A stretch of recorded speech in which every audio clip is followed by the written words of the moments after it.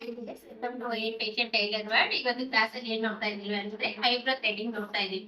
So eyebrow ಥ್ರೆಡ್ಗೆ ನಾವು materials ಎಲ್ಲ ನಿಮ್ಗೆ ಲಿಸ್ಟ್ ಕೊಡ್ತೀನಿ ತಗೊಳ್ಳಿ. ಇವಾಗ ಯಾವ ಥ್ರೆಡ್ ಯೂಸ್ ಮಾಡ್ತಾ ಇದೀವಿ ಅಂದ್ರೆ ಆರ್ಗಾನಿಕ್ ನಂಬರ್ 40 ಥ್ರೆಡ್ ಯೂಸ್ ಮಾಡ್ತೀವಿ. ಓಕೆನಾ? ಅದನ್ನ ಯಾವ ತರ ಓಡ್ ಮಾಡ್ಬೇಕಂದ್ರೆ, ಸೊ ಇದರಲ್ಲಿ ತುಂಬಾ ಇದನ್ನ ತಗೊಳ್ಳಿ, ಇದು ಫಿಕ್ಸ್ಡ್ ಆಗಿರುತ್ತೆ ನಿಮಗೆ. ಸೊ ನಾವು ಥ್ರೆಡ್ ತಗೋಬೇಕಾದ್ರೆ ಇಲ್ಲಿ ನೋಡಿ ಈ ತರ ಲಾಕ್ ಆಗಿದೆ. ಆ ಥ್ರೆಡ್ ನ ಓಪನ್ ಮಾಡ್ಕೊಳ್ಳಿ.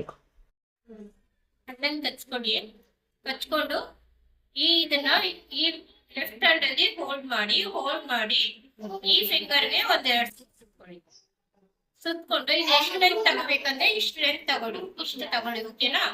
ತಗೊಂಡು ಈ ಬೆರಳಲ್ಲಿ ಚೆನ್ನಾಗಿ ಸುತ್ಕೊಂಡು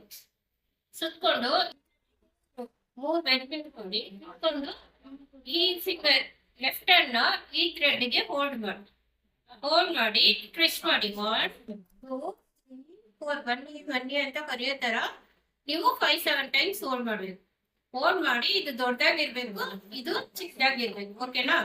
ಸೊ ಇದನ್ನ ಪುಷ್ ಮಾಡುವಾಗ ಇದು ಸ್ಲೋ ಆಗ್ಬೇಕು, ಮತ್ತೆ ಕರೆಕ್ಟ್ ಪೊಸಿಷನ್ ಬರ್ಬೇಕು.